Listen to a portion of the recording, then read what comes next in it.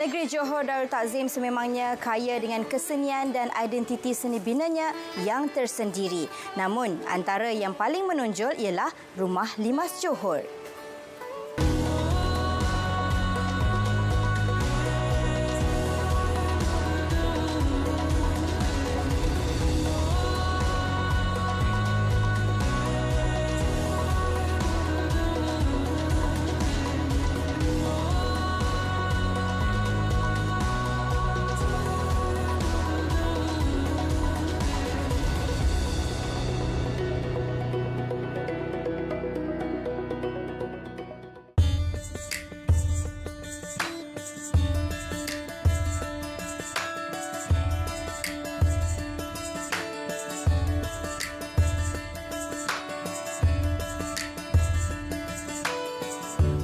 Assalamualaikum dan salam sejahtera. Sekarang ni Intan berada di Muar Johor Darul Takzim. Banyak pendapat mengenai asal-usul perkataan limas. Menurut Kamus Dewan, limas membawa maksud sebuah timba yang diperbuat daripada daun pisang ataupun upih yang bentuknya menyerupai rupa bentuk rumah bumbung limas. Apapun makna bumbung limas ini ataupun limas itu sendiri, sememangnya rumah bumbung limas adalah sumber ataupun lambang kebanggaan seni bina Johor Darul Takzim. Hari ini, Intan akan mengkaji tentang rumah ini dengan pakar jemputan kami. Jom bersama dengan Intan, kita kaji dan kenali seni bina tradisi kita.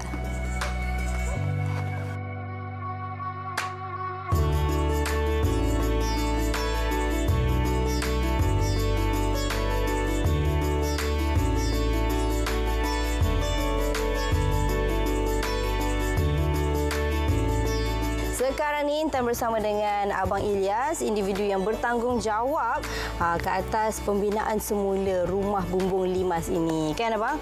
Okey, mungkin Abang boleh kongsikan dengan kita sebenarnya bagaimana sejarah rumah ini? Ditapak asal dia pada tahun 1938 dan saya bawa balik pindah ke Muar ni pada tahun 2014. Kita tambahkan tiang tinggi, tapi reka bentuk dia tetap asal. Kita tambah tiang tinggi dan bahagian anjung.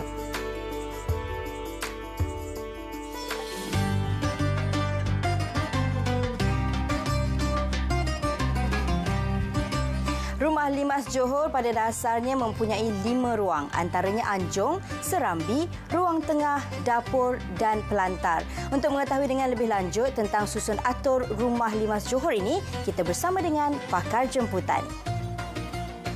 Bumbung Rumah Limas Johor, tengok dalam mereka bentuk, bumbung dia ada perabung yang panjang. Perabung tu dekat atas atap. Okey, yang panjang. Lepas tu dia ada 5 lagi perabung yang bawah yang membawa atap tu turun. Okey, dan di antara perabung atas dan bumbung yang bawah, mereka ada bentuk 3 segi. Tebal layar. Tebal layar kita panggil dia. Ya, tebal layar 3 segi itu ada yang mengikut kecirian yang dibawa setiap karakter. Ada yang biasa menggunakan bentuk bulan dan matahari. Menggambarkan alam semula jadi. Ada yang diukir dengan ukiran flora, ada yang meletakkan kikisi, ada pelbagai desain. Dikatakan bergantung kepada status pemilik rumah dan juga pengaruh budaya yang dibawa ke rumah tersebut. Begitu juga yang paling istimewa ada pada Rumah Limas Johor ialah mereka ada tunjuk langit.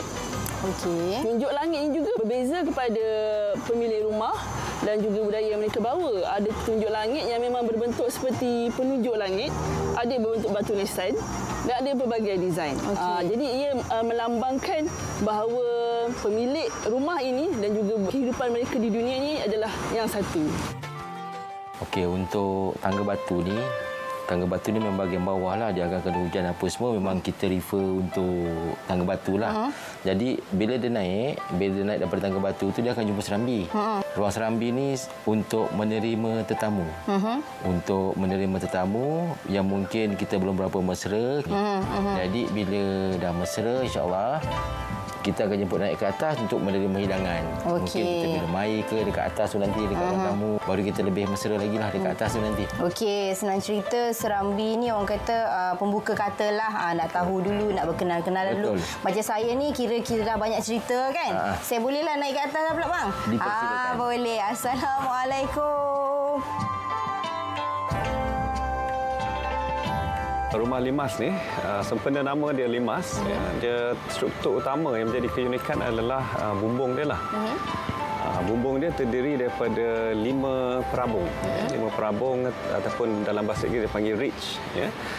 Jadi dia ada satu ridge yang mendatar, yang utama, dan 4 ridge yang mencuram ke cucuk atap. Jadi itulah 5 perabung. Dan selain itu dia atap dia yang di bahagian tepi itu berbentuk segitiga ala-ala piramid sikit kita katakan. Cuma dia ada 5 bucu lah, 5 penjuru yang mana ia dikaitkan dengan 5 kemuliaan lah dalam masyarakat Melayu, iaitu keagungan, kesopanan, kedamaian, keamanan dan kesejahteraan. Jadi 5 konsep tentang 5 kemuliaan tadilah. Selain daripada itu, ada lagi unsur 5 ni dalam rumah limas Johor, iaitu ruang utama dalam seni bina rumah limas ni lah. Iaitu anjung, serambi, rumah tengah, dapur dan pelantar. Okey, sekarang kita berada di ruang tamu kedua. Ruang tamu pertama, di sana dia menghadap ke tangga lah. Okey, ruang tamu kedua ni fungsi dia untuk lebih pada untuk kita solat dan untuk kenduri kendara. Yang di bahagian sini lah? Ya, okey. untuk ruangan untuk imam lah. InsyaAllah. Fungsi ruang tamu kedua ni lebihnya pada untuk solat, untuk kenduri kendara dan dalam keadaan kiblatnya tiada gangguan. Sebab bila kita nak buat rumah kayu ni, susun atur yang pertama kita akan cuba aturkan untuk kiblat. Itulah yang kita akan jaga. Bermakna menghadap kiblat ataupun bagaimana? Bila imam solat, tak akan ada gangguan daripada bahagian hadapan. Okey, tak ada siapa yang boleh lintas dan sebagainya. Tak ada siapa yang boleh lintas. Okey, baik. Memang orang kata cukup teliti pembinaan rumah tradisi lama ni, bang. InsyaAllah kita cuba sebaik mungkin, sebab itu yang akan kita aturkan dulu. Untuk susunan rumah ni lah. Identiti rumah limas Johor terletak pada bumbungnya dengan satu perabung terus mendatar bersambung dengan 5 perabung menurun ke cucur atap dengan kayu berceracak di atap dikenali sebagai tunjuk langit. Rumah limas Johor pada dasarnya mempunyai 5 ruang iaitu anjung, serambi, ruang tengah, dapur rumah dan pelantar. Sesetengah rumah limas ada ruang sebelum anjung sebagai ruang tangga.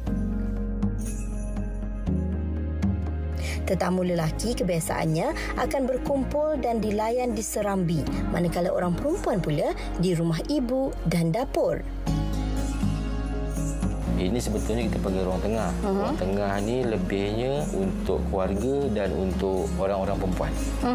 Jadi biasanya orang perempuan ni akan masuk ikut bahagian tangga belakang. Bentuk awal rumah limas ini dikenali sebagai limas perabung 5, iaitu bumbungnya memakai 5 buah perabung terdiri dari 1 perabung terus mendatar bersambung dengan 4 perabung menurun ke cucur atap. Binaan bumbung berbentuk piramid ini dipanggil limas.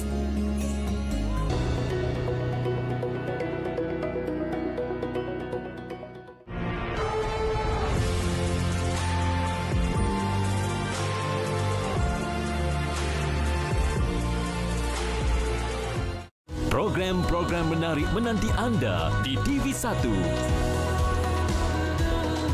Rumah tradisional Melayu adalah antara seni bina terawal di Nusantara. Seni pertukangan diwarisi sejak turun-temurun dari generasi hingga ke generasi. Sehingga kini masih banyak lagi rumah tradisional Melayu yang terus megah berdiri. Hari ini Intan akan mengupas dan meninjau rumah bumbung Panjang Perlis bersama dengan pakar jemputan kami.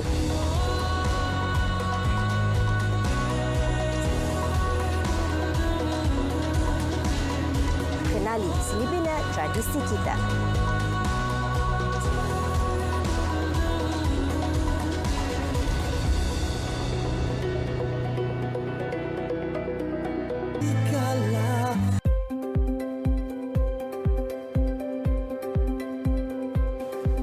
Rumah ini mempraktikkan seni bina silam di mana tidak menggunakan paku melainkan pasak dan tanggam. Kesenian kaedah pembinaan lama menitikberatkan penggunaan sumber sedia ada bagi membina sesebuah rumah tradisi itu. Dalam segmen ini, kita akan menyaksikan bagaimana hebatnya seni pertukangan Melayu lama.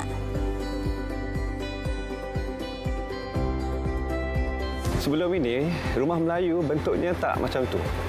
Atap dia tak limas.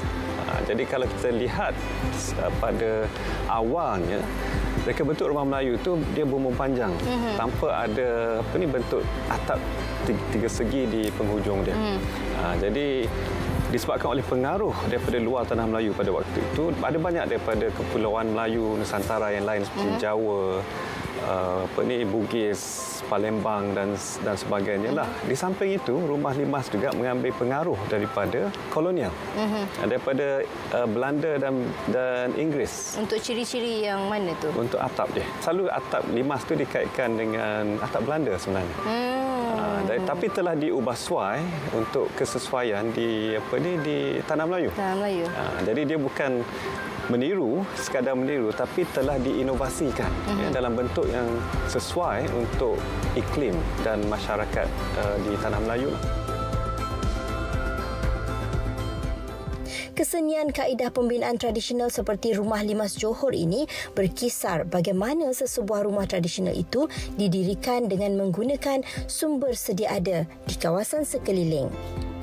Rumah-rumah ini juga mempraktikkan kaedah pembinaan lama yang tidak menggunakan paku melainkan pasak dan tanggam bagi menguatkan dan mengukuhkan binaan tersebut. Secara asasnya, rumah Melayu didirikan dengan menaikkan struktur tiang utama yang dipanggil tiang seni terlebih dahulu sebelum diikuti pemasangan rasuk lantai, bumbung dan diakhiri dengan kayu dinding, pintu, jendela dan sebagainya. Istimewanya reka bentuk rumah Melayu tradisional dan terutamanya rumah limas Johor. Rumah Melayu tradisional ini boleh ditambah. Ditambah, ditolak, dibahagi kepada orang. Dibahagi pun boleh? Boleh. Macam mana tu? Bagaimana? Okey, biasanya pemilik rumah akan bina rumah berdasarkan kemampuan mereka dan keperluan. Dan biasanya paling asas rumah dibina satu ruang saja. Rumah tengah, rumah ibu. Kat situlah dapur, kat situlah bilik dan sebagainya. Apabila mereka ada melakukan pertambahan ruang sebab pertambahan ahli dan dah ada duit lebih banyak, mereka akan tambah dapur. Dan di antara rumah tengah dan dapur ada pelantar. Okey, jadi dah automatik dia tambah sekali. Jadi kemudian mereka akan tambah serambi. Lepas tu anjung. Dan jika mereka nak tambah bilik, mereka akan tambah bilik di ruang tengah. Tambah bilik 1, 2, 1, 2. Mereka akan tambah banyak-banyak bilik dan jika mereka nak besarkan lagi rumah tu, mereka cuma buka pelantar dan buka rumah ibu, tarik ke belakang. Tambah lagi ruang. Jadi istimewanya rumah Melayu ini boleh ditambah.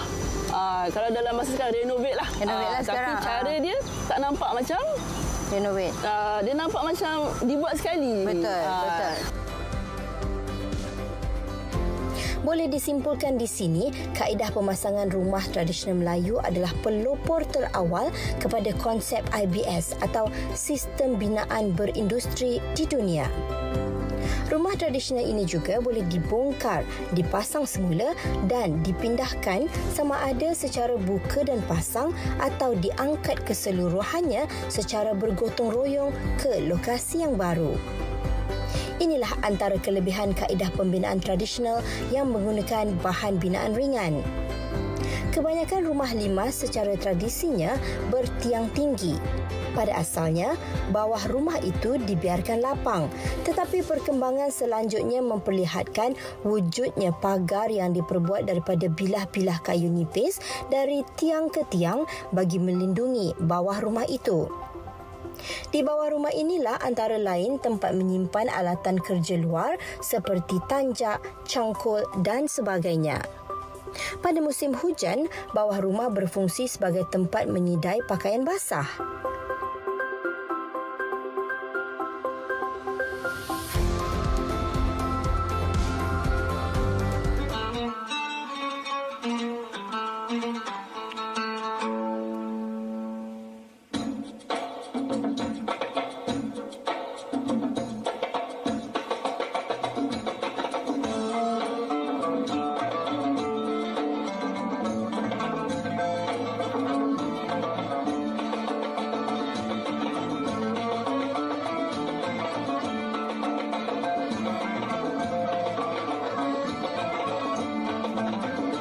Kalau anda menanam ubi, jangan dicampur bersama nanas.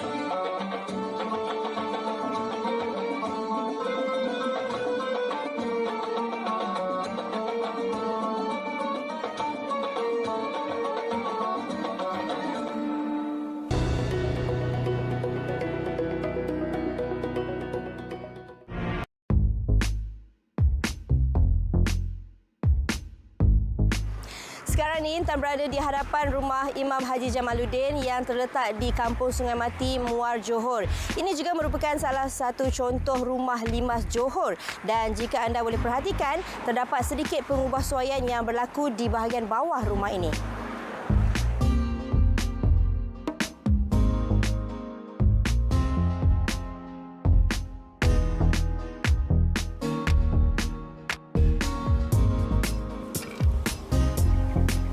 Pembinaan rumah tradisi dahulu mengambil kira pelbagai aspek, antaranya iklim, suasana setempat dan juga pelbagai elemen semula jadi yang lain bagi memastikan ketahanan binaan.